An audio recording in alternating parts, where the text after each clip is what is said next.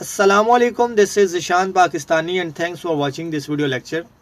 Students, आज हम discuss करेंगे लेसन नंबर 5 की एक्सरसाइज। लेसन नंबर 5 का टाइटल है डैफोडिल्स, आबी नरगिस के फूल। तो विदाउट टाइम वेस्ट किए हम बढ़ते हैं अपने लेक्चर की तरफ। क्वेश्चन नंबर 1 देखिएगा, what is the central idea of the poem?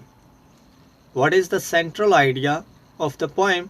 नज़्म का मरकज़ी ख्याल क्या है?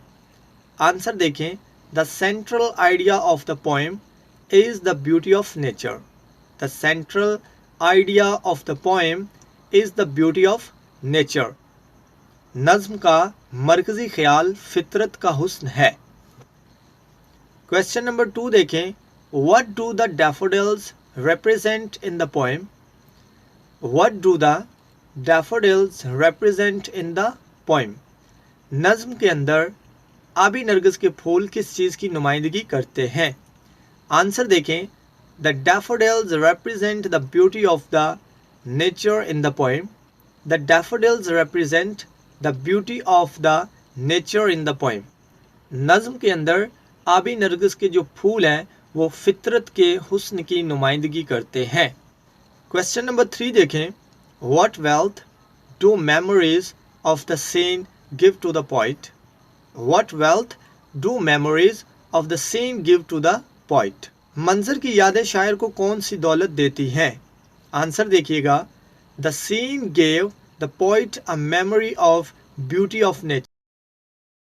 It's his heart. फिर सुनिएगा, The saint gave the poet a memory of beauty of nature. मंजर ने शायर को फितरत के हुस्न की एक याद दी है जो उसके दिल को खुश करती है। क्वेश्चन नंबर 4 देखें, list the words that heighten the sound effect in the poem. फिर सुनिएगा, list the words that heighten the sound effect in the poem.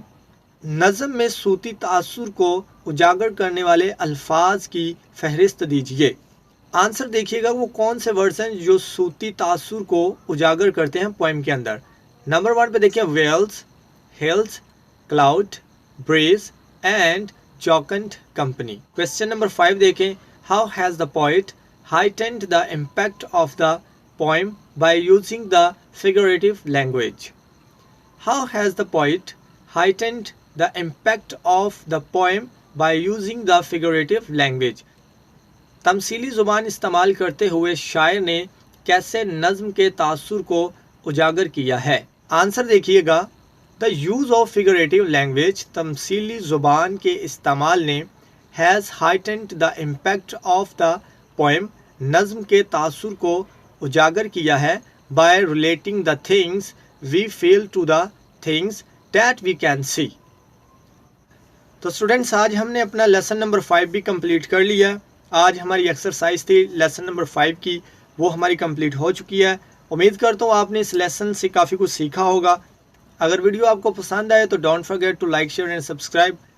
अगर आपको इस लेसन में कोई भी प्रॉब्लम बनती है तो व्हाट्सएप नंबर वीडियो में दिया गया है, आप कांटेक्ट करके अपनी प्रॉब्लम को सॉल्व कर सकते हैं। तो उम्मीद करता हूँ आपको ये वीडियो लेक्चर पसंद आया होगा। मिलते हैं नेक्स्ट वीडियो में जिसमें हम डिस्कस करेंगे लेसन नंबर 6। अल्लाह हाफिज़।